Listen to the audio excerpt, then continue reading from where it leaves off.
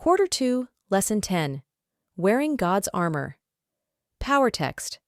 Therefore put on the full armor of God, so that when the day of evil comes, you may be able to stand your ground, and after you have done everything, to stand. Ephesians 6, verse 13. Have you ever felt as though Satan is finding just the right temptation to separate you from God? How can you stand up against this constant attack? Let's listen in on Mr. Andrews' Bible class and hear what he has to say on the subject. What's that? Trevor asked. What does it look like?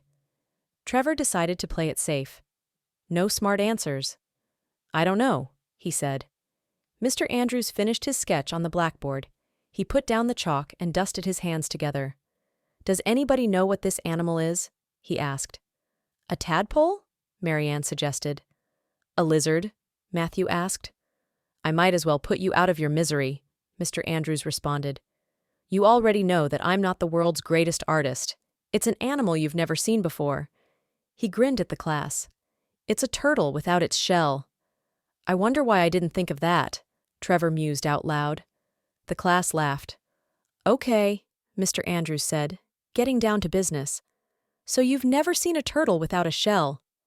Why not? A turtle can't live without a shell, Marianne exclaimed. Of course it can't, Mr. Andrews agreed. A turtle is a pretty feeble little animal. It's slow, it's defenseless. It completely depends on its shell to protect it and preserve it. Mr. Andrews paused and looked around the room. And that brings me to the Bible lesson for today, he said. Christians are a lot like turtles. Trevor and Matthew looked at one another. Mr. Andrews opened his Bible. He began to read.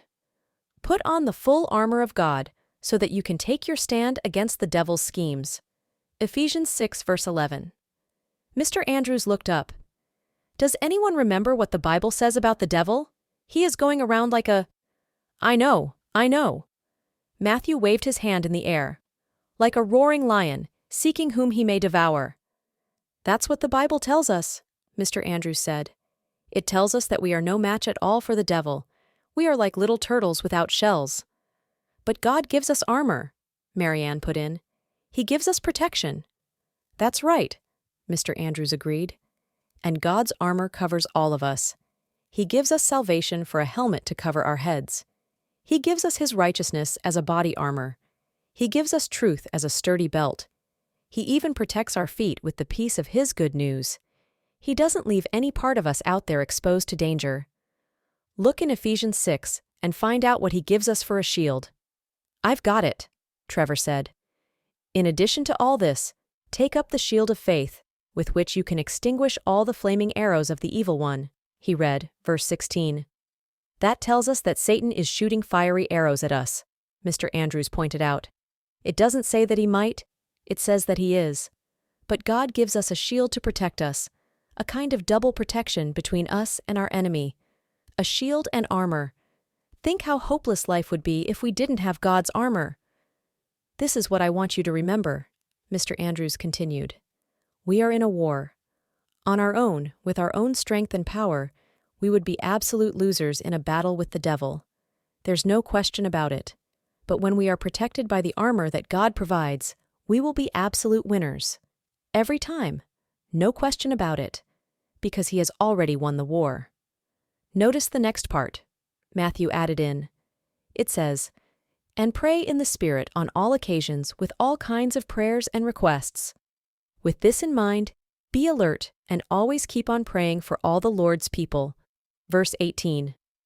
Mr. Andrews beamed at Matthew in delight. That's it. You've got it. He looked at the whole class. He spread his arms dramatically. That's the key, my little turtles, he said. Pray, pray, pray, and constantly wear God's armor, the true source of protection in the spiritual battle against the enemy.